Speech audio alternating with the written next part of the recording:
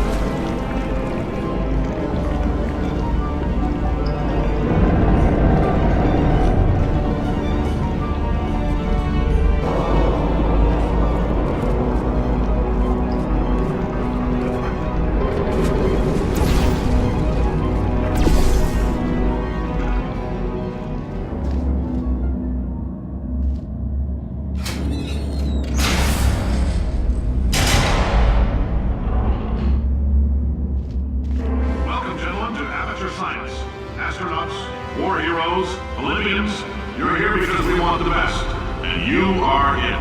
So, who is ready to make some science? I am.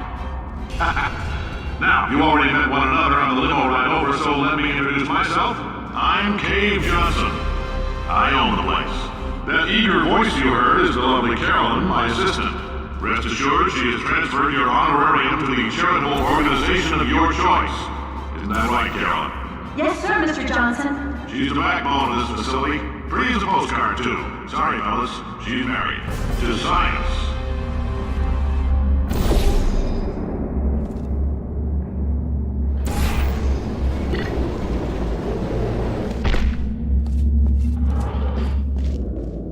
There's 1,000 tests performed every day here in our enrichment spheres. I can't personally oversee every one of them, so these pre-recorded messages will cover any questions you might have and respond to any incidents that may occur in the course of your science adventure. Your test assignment will vary depending on the manner in which you have bent the world to your will. Those of you helping us test the repulsion gel today, just follow the blue line on the floor. Those of you who volunteered to be injected with praying mantis DNA, I've got some good news and some bad news. Bad news is we're postponing those tests indefinitely. Good news is we've got a much better test for you. Fighting an army of mantis men. Pick up a rifle and follow the yellow line. You'll know when the test starts.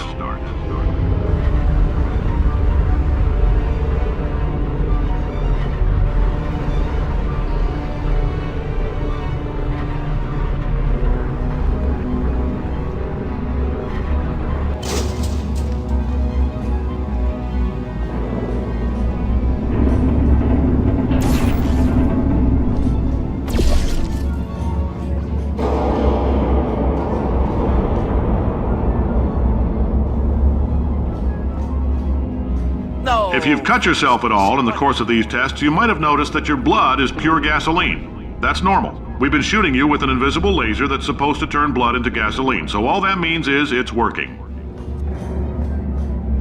No. If you need to go to the bathroom after this next series of tests, please let a test associate know, because in all likelihood, whatever comes out of you is going to be coal.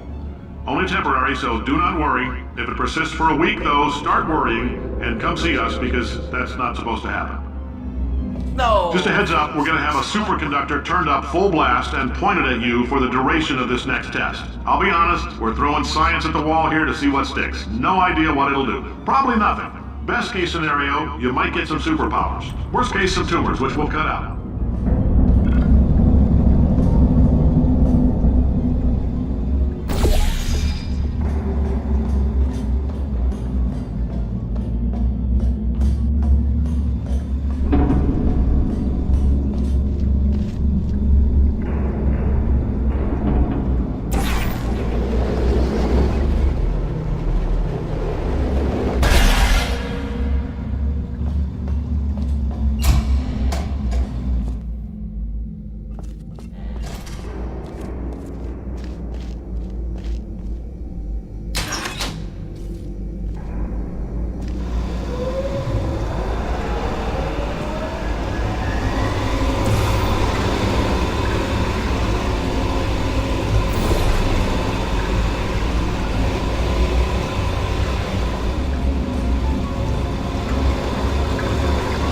They say great science is built on the shoulders of giants.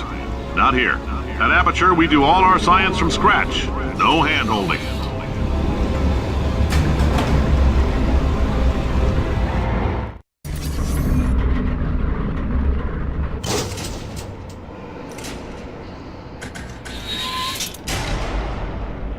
All right, let's get started.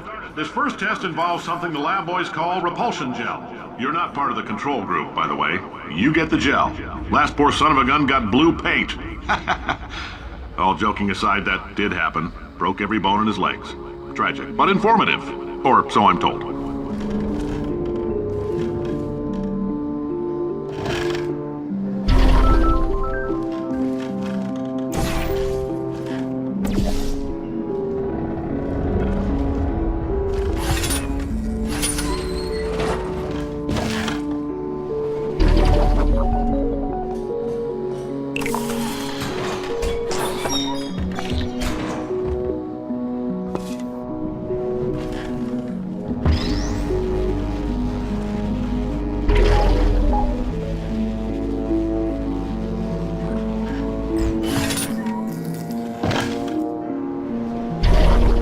lab boys just informed me that I should not have mentioned the control group.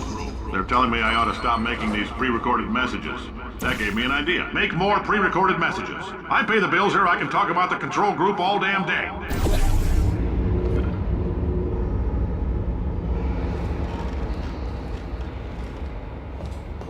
For this next test, we put nanoparticles in the gel.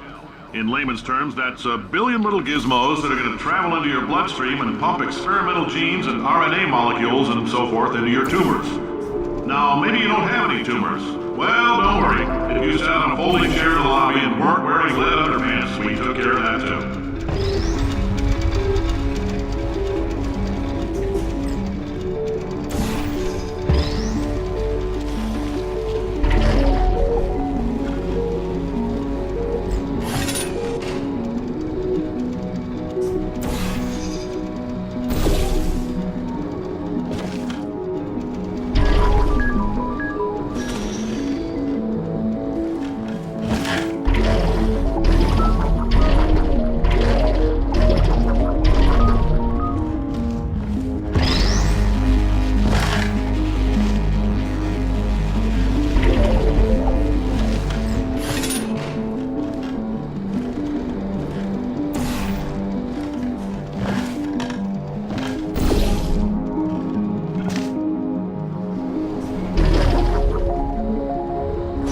Oh, in case you got covered in that repulsion gel, here's some advice the lab boys gave me. Do not get covered in the repulsion gel. We haven't entirely nailed down what element it is yet, but I'll tell you this, it's a lively one, and it does not like the human skeleton.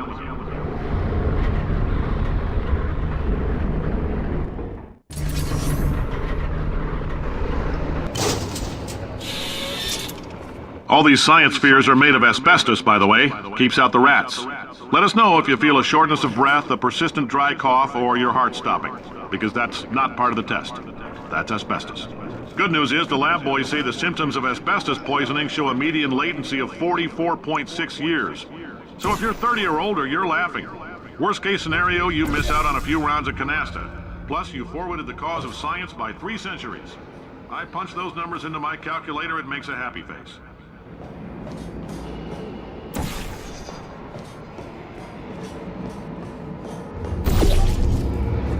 I like your style. You make up your own rules, just like me.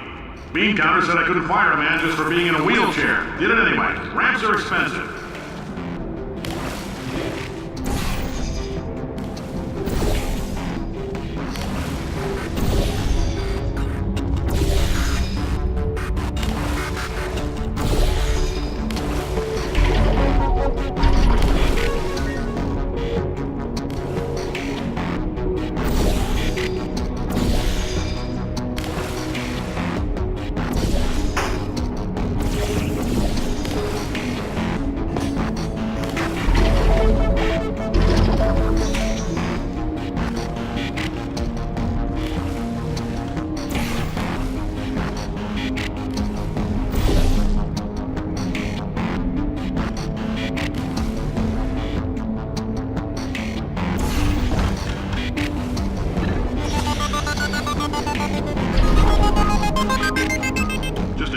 That coffee we gave you earlier had fluorescent calcium in it so we can track the neuronal activity in your brain.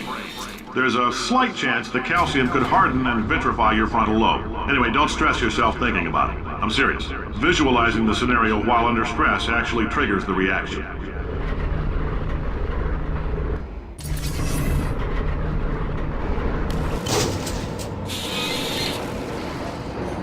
Now, if you're part of control group Kepler-7, we implanted a tiny microchip about the size of a postcard into your skull. Most likely you've forgotten it's even there.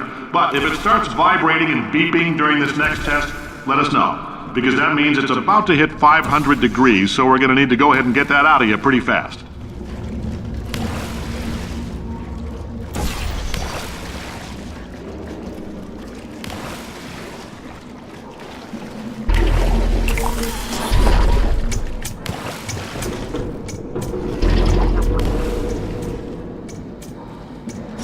Telling them, keep your pants on. All right, this next test may involve trace amounts of time travel. So, word of advice, if you meet yourself on the testing track, don't make eye contact. Lab boys tell me that'll wipe out time. Entirely. Forward and backward. So, do both of yourselves a favor and just let that handsome devil go about his business.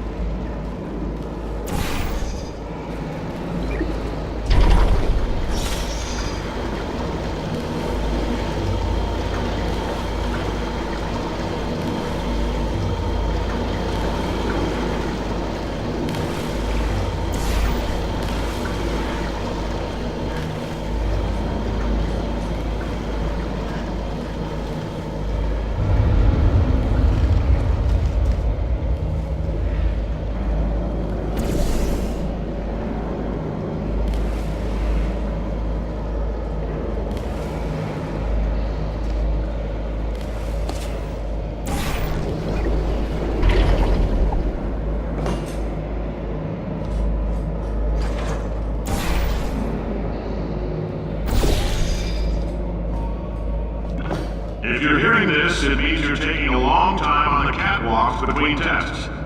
The lab boys say that might be a fear reaction.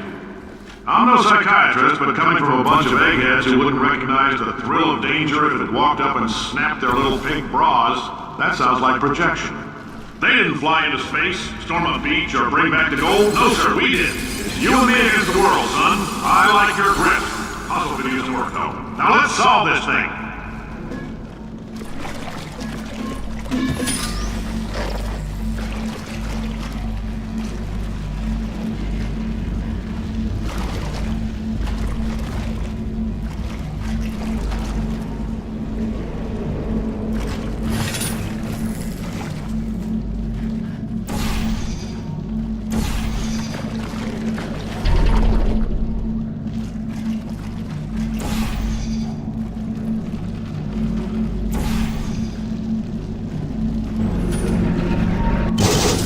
Science isn't about why, it's about why not. Why is so much of our science dangerous? Why not marry safe science if you love it so much? In fact, why not invent a special safety door that won't hit you on the butt on the way out because you are fired? Now you test subject, you're doing fine.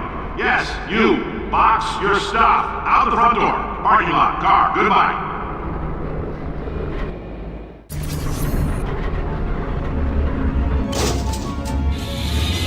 Congratulations! The simple fact that you're standing here listening to me means you've made a glorious contribution to science.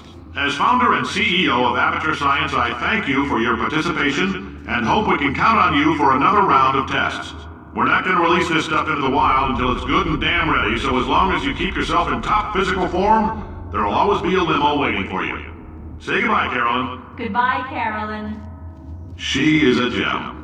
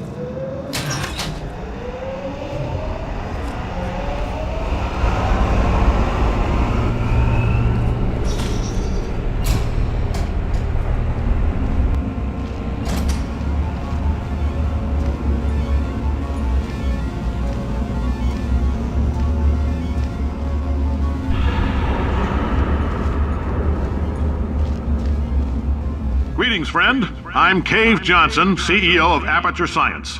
You might know us as a vital participant in the 1968 Senate hearings on missing astronauts. And you've most likely used one of the many products we invented, but that other people have somehow managed to steal from us. Black Mesa can eat my bankrupt... Sir, the testing? Right. Now you might be asking yourself, Cave, just how difficult are these tests? What was in that phone book of a contract I signed? Am I in danger? Let me answer those questions with a question. Who wants to make $60? Cash.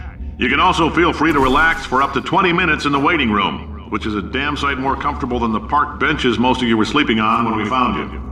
So, welcome to Aperture. You're here because we want the best, and you're it. Nope. Couldn't keep a straight face. Oh, hi. Say, you're good at murder. Could you, murder this bird for me? Oh, thanks. Did you feel that? That idiot doesn't know what he's doing up there. This whole place is going to explode in a few hours if somebody doesn't disconnect him. I can't move, and unless you're planning to saw your own head off and wedge it into my old body, you're going to need me to replace him. We're at an impasse. So what do you say? You carry me up to him and put me back into my body, and I stop us from blowing up and let you go. No tricks. This potato only generates 1.1 volts of electricity. I literally do not have the energy to lie to you. Even if I am lying, what do you have to lose? You're going to die either way. Look, I don't like this any more than you do. In fact, I like it less because I'm the one who got partially eaten by a bird. Wow, you stabbed me. What is wrong with you? Do you have a multimeter? Never mind. The gun must be part magnesium. It feels like I'm outputting an extra half a volt. Keep an eye on me. I'm going to do some scheming. Here I go. Whoa, where are we? How long have I been out? That extra half volt helps, but it isn't going to power miracles. If I think too hard, I'm going to fry this potato before we get a chance to burn up in the atomic fireball that little idiot is going...